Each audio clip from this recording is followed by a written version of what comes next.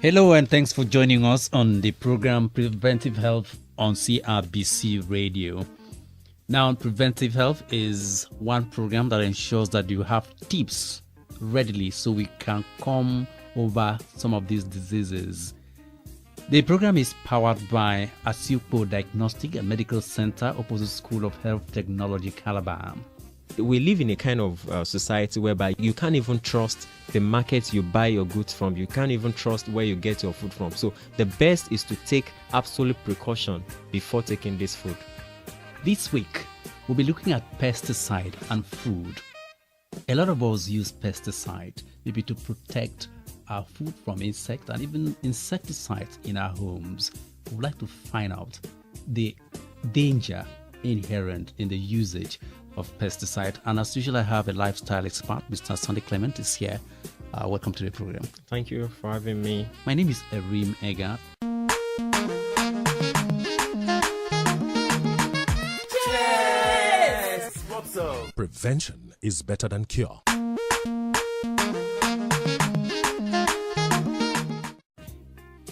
Very well, let's go straight to the topic. Pesticide and food. What do we mean here? Pesticides are poisonous chemical substances which are sprayed over croplands to protect them from pests and insects. So this is widely used on the farms, to protect agricultural produce, and it's also used as well for livestock, to protect them from different kinds of insects.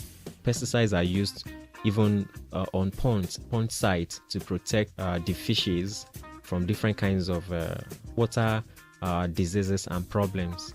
So pesticides are widely used, and looking at the domestic ones too that we use in the house, we have mosquitoes around, we have cockroaches, and we want to get rid of them. We use this insecticide, and don't forget that some of these cockroaches can be found in our kitchens where we have our food stored.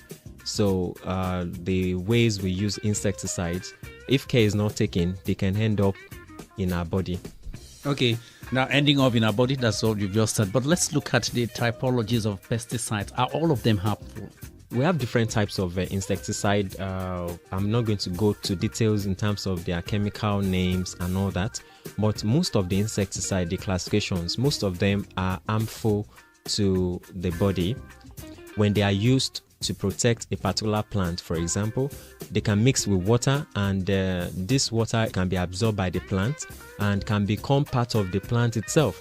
So the plant can absorb the water with the components of this pesticide and form part of the plant structure itself. And these vegetables or this kind of plant could end up in our kitchen. Now, the second way we could ingest a pesticide is when we buy fruits. For example, we buy fruits which are sprayed with pesticide without properly washing them, and we heat them. So this is another way we could end up ingesting pesticide. Then another way is if we have pesticide which are used and we expose ourselves for too long. For example, if we flit our houses and we just feel, I can no longer perceive the odor so much, let me just go in and sleep. We could get them ingested into our airways and get them absorbed into the blood. So those are some of the ways we can get pesticide into our body. Okay, very well. Let me take you back to when you said maybe pesticides are sometimes used in ponds and our farms, to protect insects and stuff like that, and like you said, dissolved into and forming the plant itself. I don't know, how does that work? Yeah, these pesticides have certain substances which can mix up with water, and water is very important, needed by the plant, for their growth. In the process, can absorb both the water and the components which are already mixed with the water. So eventually making the plants a poisonous substance instead of being beneficial to our body. So those are the ways plants can eventually become problems to us. You're still listening to Preventive Health on CRBC 105.5 FM. Remain with us. Okay, well, let me ask, because for sure it's something that nobody can escape, because in a way, if you are an agriculturist, you planted crops, you need those crops to mature, and then you harvest them. But let me ask, are there some pesticides that are not harmful? There are some that are not harmful to humans, but are harmful to the plants. But most chemical substances, most pesticides are harmful to us, but they have various degree. I'm sure you probably have heard of people who ate maybe beans, and at the end of the day, there were some news that some people ate beans and they died. Now, there's a case where some of these insects can develop some kind of resistance, build up resistance against certain pesticide. Now, the farmer wants to store this food produce, maybe beans or something, and discover that, look, my last set of harvest, I applied this insecticide and it wasn't so effective in protecting my produce. I don't want to make loss. So some of these farmers are left with no choice than to go to get a more powerful pesticide. In the process of getting something more powerful, they wouldn't know that they've crossed the line, and that way they would get the beans exposed to poisons, and people end up in market, they get them and they hit them. We keep eating these food substances, and slowly we are absorbing these things. So we live in a kind of society whereby you can't even trust the market you buy your goods from. You can't even trust where you get your food from. So the best is to take absolute precaution before taking this food. Okay, very well. In case you've just joined us, the program is Preventive Health, and today we're looking at pesticides and food. I'd like to inform you that in case you want to find out one or two things about the program, you can always send a text message. Text message to 003 6755 958. 0803 6755 958. We're still looking at pesticide and food.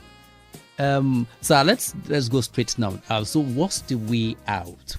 Because I do know that a lot of people must protect their food, and we still need to eat. We need to, in our farms, ensure that the crops grow well. So the use of pesticide and insecticide must continue. I must say that's a rather difficult and at the same time simple question. Number one, people need to understand that, look, the market is not as safe that the way it used to be. Most of us today don't have farms, so we depend on procuring food substances from the market. And we really don't have an idea of how this food came to be, what kind of insecticide were used, how long was this food stored. Recently, there were some reports that some imported rice that come into Nigeria are kind of rice that were stored for years, before they're imported, and they are cheap. Now, number one, people need to watch out for the cost of the food they buy. Maybe, for example, he wants to buy rice and they say a bowl of rice is 500 naira, and suddenly it discovers another one for 100 naira. Then it goes around and sees that most of them are difference of 400, 500, 450, and suddenly saw one for 100 naira. The person needs to be very careful. She didn't go for that one of 100 naira because it's cheap. Because you don't know how the food came to be and why is it that cheap. So that's the first signal. People need to be alarmed for that. Then number two, when you buy your food, you need to cook them properly. And when you buy fruits and vegetables, when you buy them on the road, some people just ask, Madam, did you wash these fruits? You say, Madam, I've washed it too. You must ensure that you wash it yourself. Take it and you scrub it with your hands. Properly wash it before you put it in your mouth. It should be something like an habit and a culture. Habit, a lifestyle. Yes. Then people should imbibe the habit of washing their hands properly and should secure their kitchen very well. They should have a proper way of securing their food, the ones that have not been cooked. Because when you see a cockroach, sometimes some of these cockroaches could be very annoying and start flying all over the house, start flying over the kitchen. Then you could keep applying the insecticide anyhow. You wouldn't know when you get some of your uncooked food sprayed, and you can end up cooking them and it could become a problem.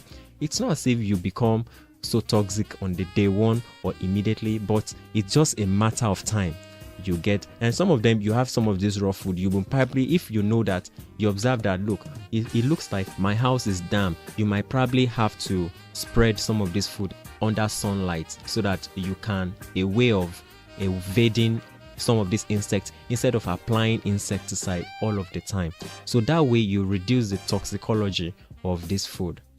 That's the advice. Taking you by toxicology now. In case you sprayed your house, the frequency now, in case you give gap, would that effect still be there? For instance, maybe it's once in a day you spray your house. Even if the insecticide was on your food item, would it continue? The potency, will it continue that way? I think people need to know that a best way, if you want to fumigate at least once in 6 months, depends on the area. It's very good, but people shouldn't use insecticide so often. Maybe to kill mosquitoes. For mosquitoes, it's an advice that people should use insecticide nets.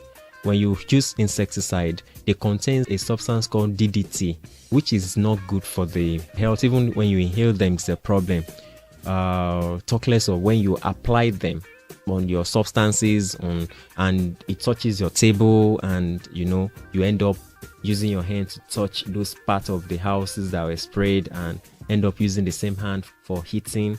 So people need to find a way to see how they can get their kitchens, they can get their house as clean as possible to avoid rodents, to avoid insects in their houses. I think that's the best way than to rely on the use of insecticide, because that can result into food poisoning if it's not properly managed. Okay, prevention, they say, is better than cure. Of course, preventive medicine is better than curative medicine. That's what the medical expert would tell you. We'll be talking of pesticide and food. And the whole thing boils down to personal hygiene, cleanliness, and ensure that you are in charge of your kitchen. Don't leave anything, even your food, open. And we've also been advised not to always use insecticide all the time in our houses. I'd like to thank Mr. Sunday Clement from Asiokpo Diagnostic Center for coming on the program today. My pleasure. Thank you for having me. Well, that's how it's been on the program, but I'd like to remind you that in case you want to find out one or two things about the program, you can always send a text message to 0803-6755-958.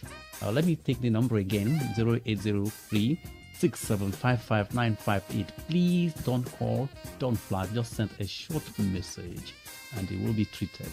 At this point, I'd like to say bye-bye on the program. My name is Erim Ega on behalf of the program producer, Stella Effiong.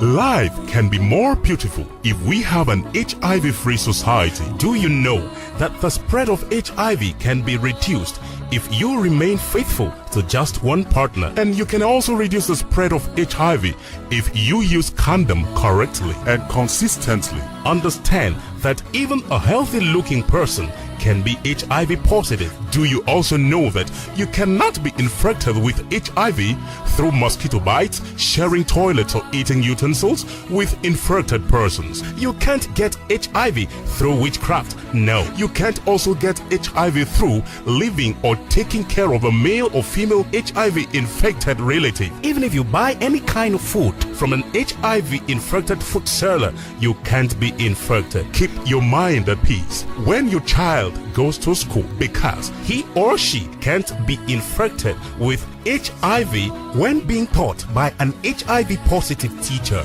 That's why it's not good to discriminate. What if it were you? This message is brought to you from Enhancing Nigerian Response on HIV and AIDS with support from Cross River State Ministry of Information.